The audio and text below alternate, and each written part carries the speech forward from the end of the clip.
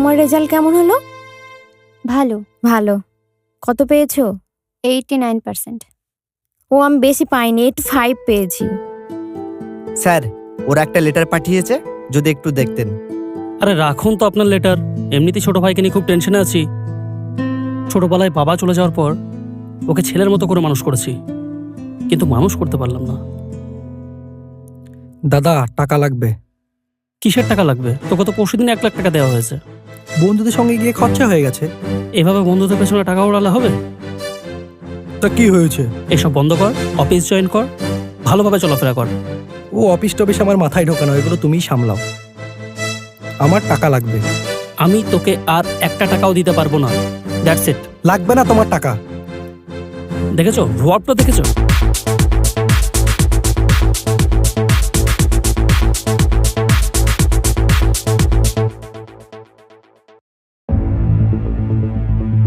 সাহেব, বলছি ওর বিয়ে দিয়ে দেন, সব ঠিক হয়ে যাবে। কিন্তু এর মতো ছেলেকে কে মেয়ে দেবে?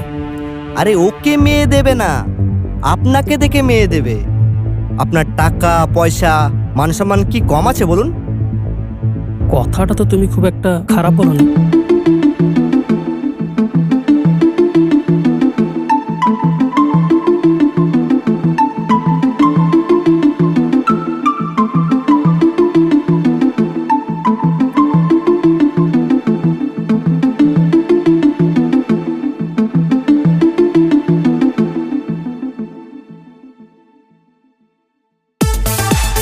চল ভাই, চল ভাই।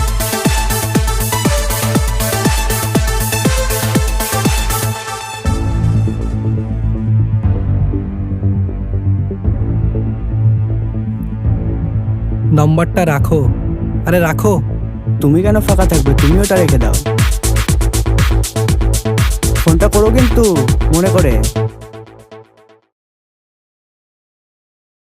তোর নাম্বারের কিছু বলে দিচ্ছি।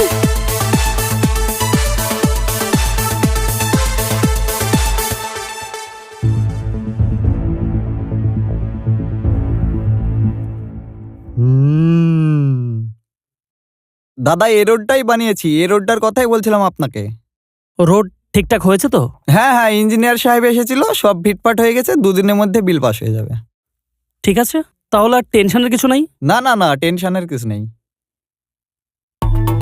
এটা তো ছোটর নাম্বার। হ্যাঁ, ছোট সাহেব একটা মেয়েকে নাম্বার দিচ্ছিল, মেয়েটা রাগ করে ফেলে দিল। ও আজকাল মেয়েদের পেছনে ছুটতে লেগেছে। আমি দেখেছি দাদা কয়েকবার, আপনাকে বলার সময় পাইনি। তাহলে কি করা যায়? বলি কি, ওই মেয়েটার সঙ্গে ওর বিয়ে দিয়ে দেন, ওর বাবাকে আমার চেনা আছে। ভালো হবে। হ্যাঁ, একবার দেখা যাক, তাহলে চলো গিয়ে কথাবার্তা বলতে। তাহলে কালকেই যাই। হ্যাঁ হ্যাঁ হ্যাঁ, তুমি তাই হোক। কথাবার্তা বলো, কালকেই যাবো। আচ্ছা সাহেব, হুম। আমি আসি।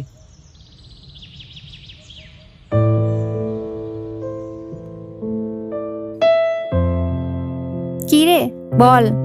কি করছিস এখানে? এই তো কি করব বল, এখানে দাঁড়িয়ে আছি। এই প্যান্ডেল কিসে? এই তো আমার বিয়ের প্যান্ডেল। এত ভালো স্টুডেন্ট, তুই বিয়ে করে নিবি? হ্যাঁ, বিয়ে করে নিচ্ছি, কারণ বাড়ি থেকে বাবা মা বিয়ে ঠিক করে ফেলেছে। কি করব বল? খুব সুন্দর ছেলে আছে, খুব সুন্দর দেখতে, অনেক টাকা পয়সা আছে।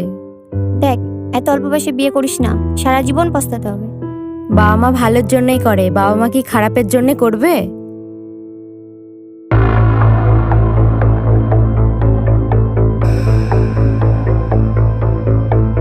বাড়িতে কেউ আছেন? কই গো, দেখো তো বাইরে কে এসছে। কে আপনারা? আমরাই, সাহেব এসেছে আপনাদের সঙ্গে একটু কথা বলতে। ও আচ্ছা আচ্ছা, আসুন আসুন আসুন।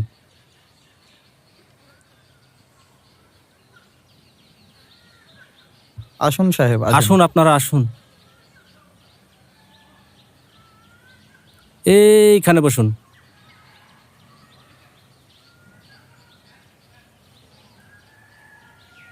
বসুন আপনারা সবাই।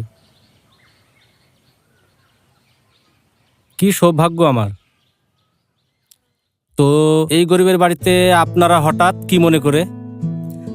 আমাদের বড় সাহেব ওনার ছোট ভাইয়ের জন্য আপনার মেয়ের সঙ্গে বিয়ের প্রস্তাব নিয়ে এসেছি। তো আপনি কি বলছেন বলুন। দেখতেই তো পাচ্ছেন গরিবের সংসার, দিন আনি দিন খেটে সংসার চালায়। আপনাদের ফ্যামিলিতে বিয়ে দেওয়ার মতো সামর্থ্য আমার তো নেই, মেয়ের এখনো তো বয়স হয়নি বিয়ে দেওয়ার। ঠিক আছে, আপনি ভাবনা চিন্তা করুন, তারপরে জানাবেন।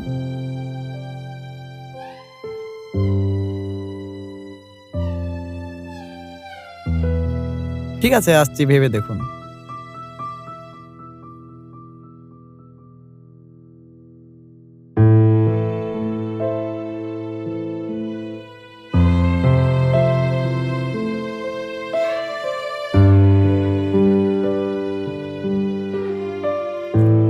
শুনেন, সবই তো শুনলেন।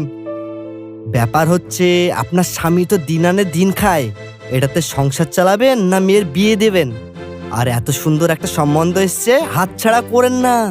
আর টাকা পয়সা নিয়ে ভাবছেন? আমি সাহেবকে বলে দেবো, 1 টাকাও আপনাদের খরচা হবে না। আর সব থেকে বড় ব্যাপার হচ্ছে কি জানেন? আপনাদের মেয়ে ওই বাড়িতে রানী হয়ে থাকবে। এরকম সুযোগ হাতছাড়া করেন না, কি বলছেন? আমরা রাজি। শোনো, এই বিয়েতে আমরা রাজি হয়ে যাই, মেয়ে রানী হয়ে থাকবে। ওনার কথাই প্রস্তাবটা মেনে নাও। ঠিক আছে, তাহলে রেডি হয়ে গেল, আসি।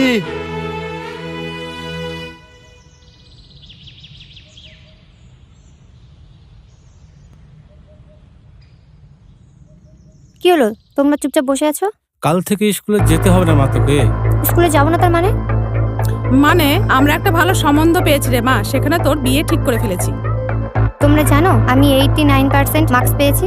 আমার একটা ভবিষ্যৎ আছে, সেটা আমি নষ্ট করতে চাই না। তো আমি বিয়ে করব না, করব না, করব না।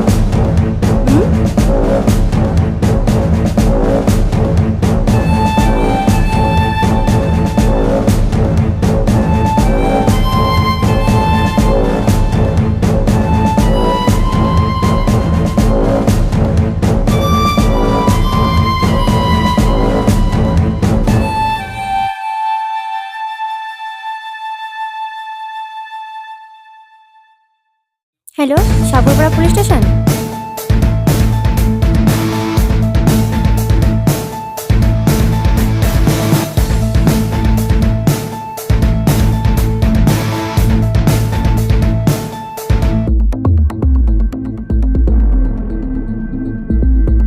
কি নাম আছে আপনার? সুভাষ সর্দার। সুভাষ সর্দার, আপনার মেয়ের বিয়ে দিচ্ছেন? হ্যাঁ স্যার। আপনার মেয়ের বয়স হয়েছে? না স্যার। মেয়ের কি নাম আছে? প্রিয়াঙ্কা। মেয়ে কোথায়?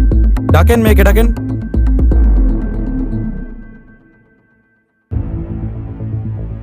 কি নাম তোমার? প্রিয়াঙ্কা। প্রিয়াঙ্কা? কোন ক্লাসে পড়ো? ক্লাস 9-এ পড়ি। আপনার বাবা আপনার মতের বিরুদ্ধে জোর করে বিয়ে দিচ্ছে? হ্যাঁ স্যার। এই চলেন সব, আপনারা চলেন, চলেন সব থানায় চলেন।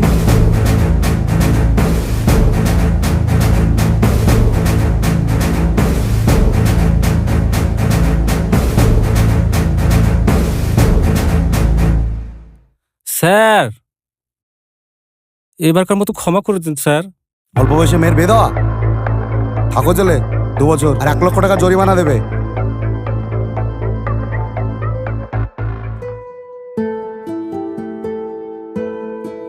আয় আয় মা, আয় আয় মা। স্যার, তাহলে আমার কি হবে? তোমার কোনো চিন্তা নেই। তুমি যে বাহাদুরির কাজটা দেখিয়েছো, সেই কাজ তোমার খুব ভালো লেগেছে আমাদের। তুমি এরকম হিম্মত ধরেছো বলে তুমি যেখানে খুশি, যেভাবে খুশি, যেখানে পড়াশোনা করার দরকার তোমার, তুমি সেইভাবে পড়াশোনা করবে। আমরা পুলিশ প্রশাসন থেকে তোমার সমস্ত দায়িত্ব নিলাম। তুমি পড়াশোনা করো, ভালো থাকো, যেখানে ইচ্ছা তুমি পড়াশোনা করো, আমরা আছি তোমার পাশে। বেরো, বেরো বাড়ি থেকে, বেরো বলছি।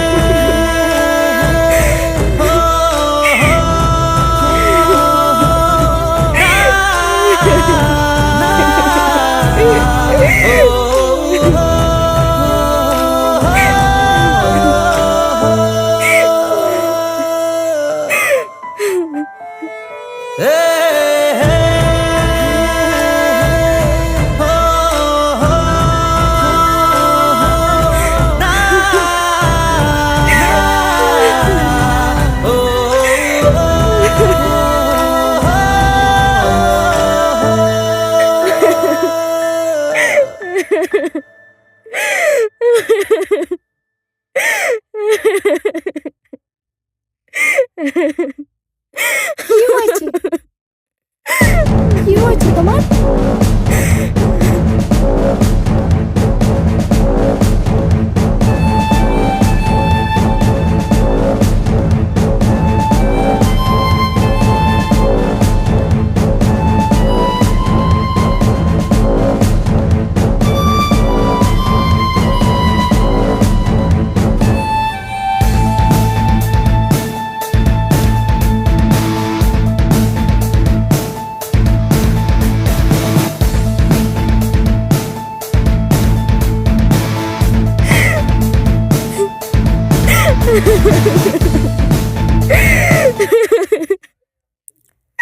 আরে তুই এখানে?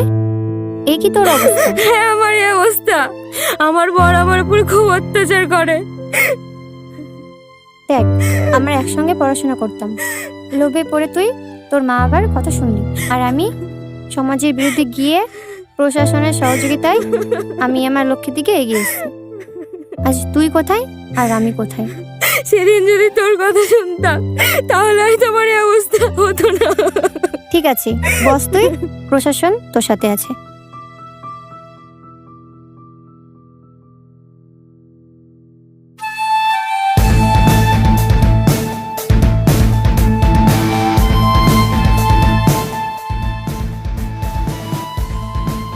আরে আরে ম্যাডাম, প্রণাম করছেন কেন আমাকে? স্যার, আপনি আমাকে চিনতে পারছেন না? আমি সেই মেয়েটা যার বিয়ে আপনি আটকিয়েছিলেন। আজ আপনার জন্য আমি এই জায়গায়। ও আচ্ছা আচ্ছা আচ্ছা, এত বড় হয়ে গেছে তুমি।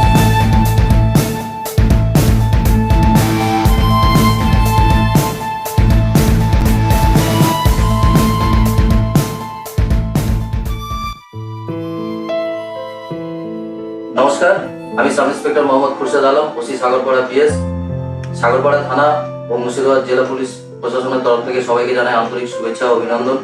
আপনারা এতক্ষণ ভিডিওটা দেখে নিশ্চয়ই বুঝতে পেরেছেন যে আমরা আপনাদের কি বার্তা দিতে চাইছি। তাই আমি সকলকে অনুরোধ করব যে বাল্য বিবাহ থেকে বিরত থাকুন, এবং আপনারা যদি আপনাদের আশেপাশে যদি এমন কোনো ঘটনা ঘটতে দেখেন বা শোনেন, তাহলে তৎক্ষণাৎ পুলিশ প্রশাসনকে আপনারা যোগাযোগ করুন। মুর্শিদাবাদ জেলা পুলিশ সর্বদা আপনাদের পাশে আছে। সুস্থ থাকুন, ভালো থাকুন, নমস্কার।